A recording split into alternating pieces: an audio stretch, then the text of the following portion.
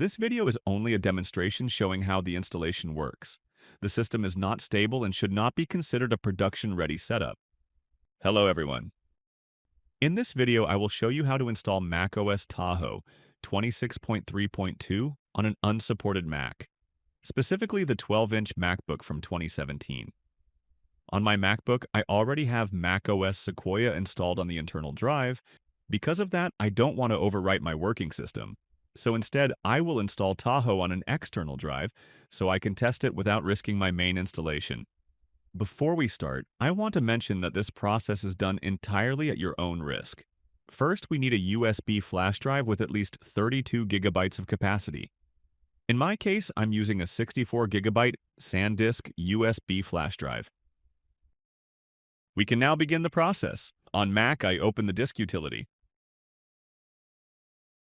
enable Show All Devices, select the SanDisk drive and erase it. For the format, I keep the default settings, APFS as the file system and GUID partition map as the scheme. Then I click Erase. After that, we need to download OCLP-Mod. I simply search for it on Google and open the GitHub repository. There, I download the latest release, which in my case is version 3.1.5. One small disadvantage is that the interface is mostly in Chinese, which can make it a bit harder to use.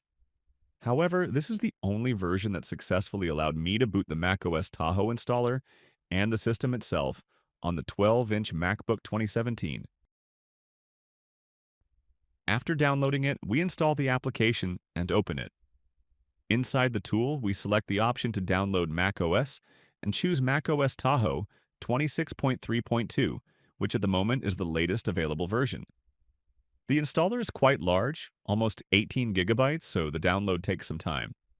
After the download finishes, the installer is validated. In my case, it actually showed an error during validation, but it didn't cause any problems later. Next, I select the second option, which installs the downloaded macOS application onto the USB drive. The tool now prepares the bootable installer, and this process also takes quite a while. Once that is done, I create the EFI boot partition on the USB drive so the Mac can boot the installer. This step is necessary because macOS Tahoe is not officially supported on this machine. I install the EFI bootloader onto the SanDisk USB drive. Now it's time to restart the Mac. When the screen turns off, I hold the Option key so the Mac shows the boot menu. From the list of boot devices, I select the EFI boot option, which is marked with the external drive icon. After selecting it, I again hold the Option key so I can choose the macOS Tahoe installer.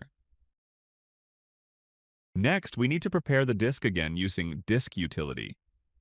In my case, I'm preparing an external drive, but the exact same process would apply if you were installing macOS on the internal disk of the MacBook. Inside Disk Utility, I erase the drive and keep the same settings as before, APFS as the file system and GUID partition map as the partition scheme. Once the disk is ready, we can start the installation of macOS Tahoe. During the installation process, the computer will restart several times, which is completely normal.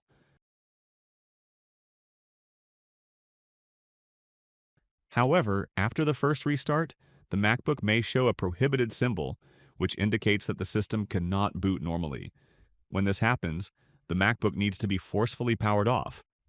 After that, turn it on again while holding the Option key, which opens the boot selection menu.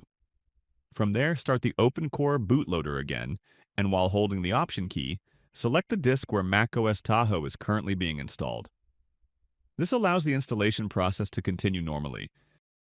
From here, the installation process is standard macOS installation. Once the installation finishes, the system goes through the usual initial setup process.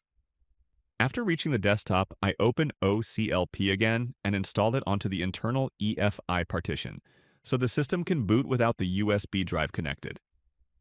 Finally, I run root patching if any patches are available.